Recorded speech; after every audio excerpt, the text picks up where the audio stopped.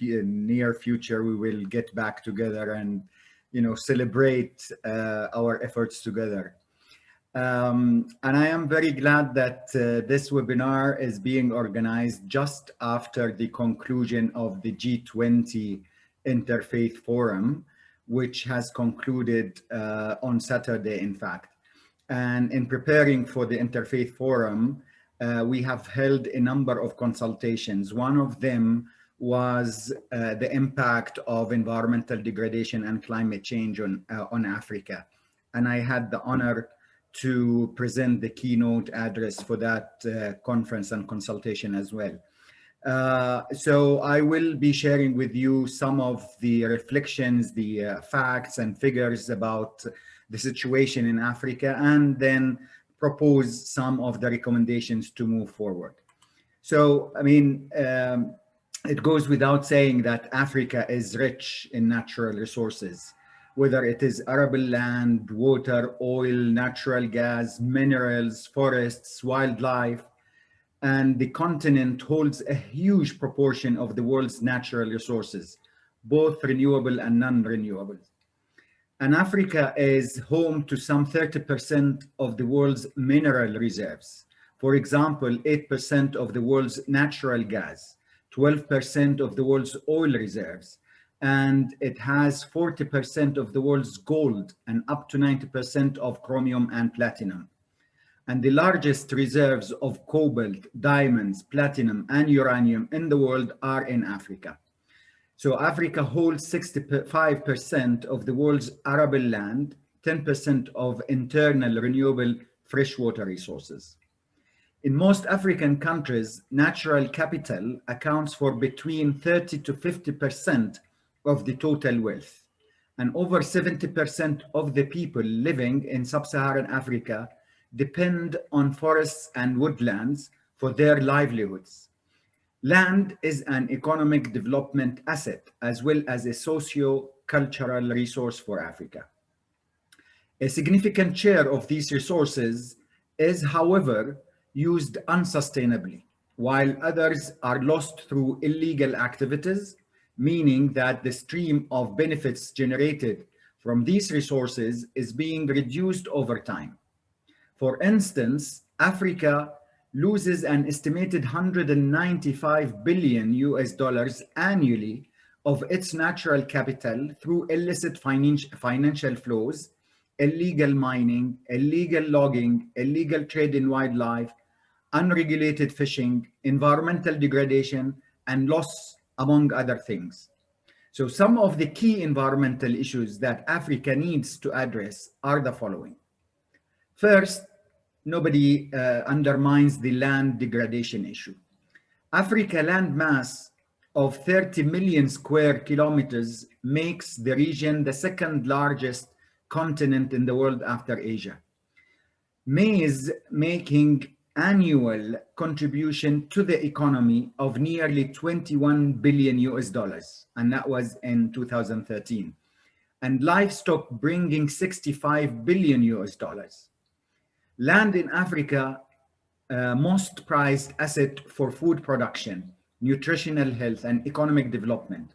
Despite its importance, about 500,000 square kilometers of land in Africa is degraded every single year due to soil erosion, salinization, pollution, and deforestation.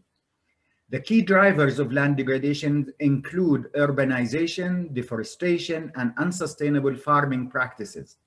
In addition, the region will have about 450 million people added to its population by 2050. The second issue is freshwater, marine, and coastal resources. So Africa expanding economies are resulting in greater demand for fresh water, but its quantity and quality are decreasing as a result of overexploitation, climate change, and pollution.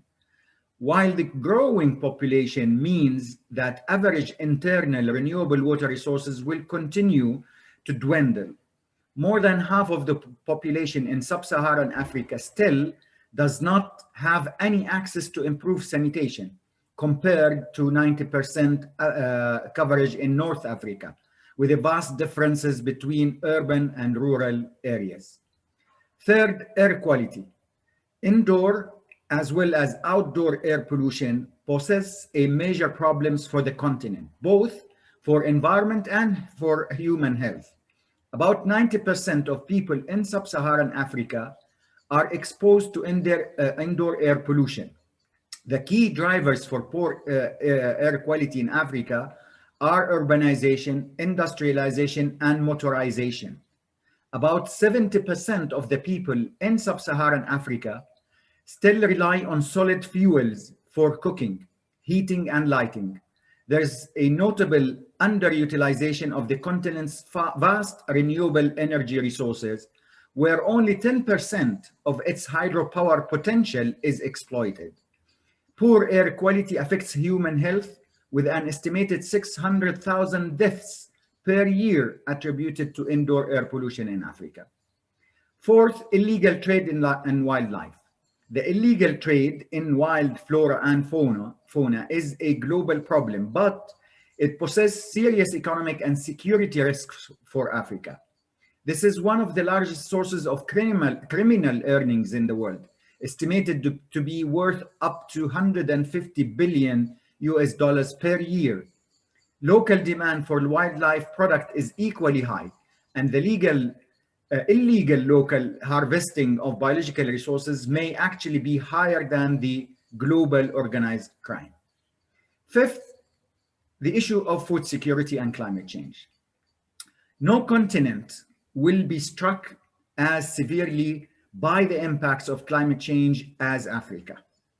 Given its geographical position, the continent will particularly be vulnerable due to the considerable limited adaptive capacity and exacerbated by widespread poverty.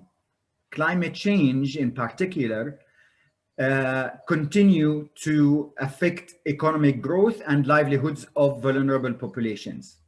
By 2020, 75 and 250 million people on the continent are projected to be exposed to increased water stress due to climate change. In the same year, that is 2020, in some countries, yields from rain-fed agriculture could be reduced by up to 50%. Global warming of 2 degrees would put over 50% of the continent's population at risk of undernourishment. Projections estimate that climate change will lead to an equivalent of 2% to 4% annual loss in GDP in the region, and that is by 2040. Assuming international efforts keep global warming below 2 degrees, the continent could face climate change adaptation costs of 50 billion per year by 2050. According to the IPCC, the Intergovernmental Panel on Climate Change, the region, 70% of its inhabitants will directly rely on the land for their livelihoods. The amount of usable land is decreasing as the number of people who need it is increasing. Africa's population is estimated to grow to 4 billion by the end of the century, up from 1.2 billion today. With the need for food increasing fast, some farmers are exhausting their soils, preventing their replenishment. At the same time, the United Nations reports that large areas of arable land are drying up and desertification is spreading because of overuse and global warming. These trends are putting a serious strain on food security in the region. 4 factors come into play when evaluating food security: availability, access, utilization, and stability. The IPCC report states that there is a strong consensus that climate change will have a significantly negative impact on all these aspects of food security in Africa. There is a direct impact on crops and livestock from increased flooding, drought, shifts in timing and amount of rainfall, and high temperatures, and indirectly through increased soil erosion from more frequent storms or through increased pest and disease pressure on crops and livestock caused by warmer temperatures. Food insecurity leads to massive migration to find usable land and is sparking conflicts over territory, such as in Nigeria and Kenya. Food insecurity also leads to famine, as governments in Africa, developing countries, are often unable to cope with emergencies and disasters. More than 10 million people in Nigeria, Somalia, and South Sudan are on the verge of starvation. So, what can we do? Let's consider some of the overall recommendations for Africa.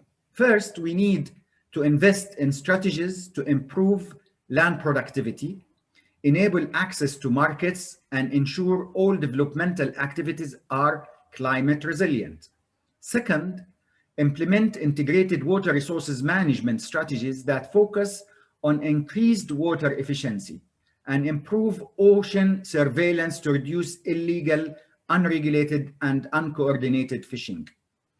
Third, increase efforts to achieve widespread deployment of renewable energy, including off-grid energy infrastructure, and improve cooking stoves, household ventilation, and cooking systems to benefit outdoor and indoor air quality. Fourth, implement policies to halt illegal wildlife trade, poaching, land, marine, and ecosystem degradation. This needs to promote trans-frontier conservation, benefit sharing, and inclusive natural resources management. And five, facilitate the creation of networks to promote ecosystem stewardship that improves livelihoods, boosts economic growth, and maintains environmental sustainability. Faith-based communities in Africa comprise the largest social organizations, representing a repository of opportunities to spread the cause for sustainability in the continent. Conservation leaders should reach out to religious communities to collaborate in implementing these recommendations, with a view to enhancing the capacity for value-based sustainability decisions that link nature and human well-being. Some of the current practices of connecting faith and conservation provides information on some of the faith groups doing conservation work and presents several case studies on faith-based conservation.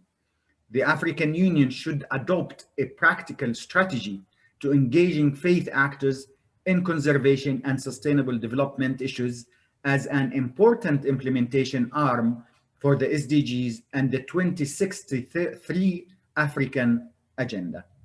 Thank you very much.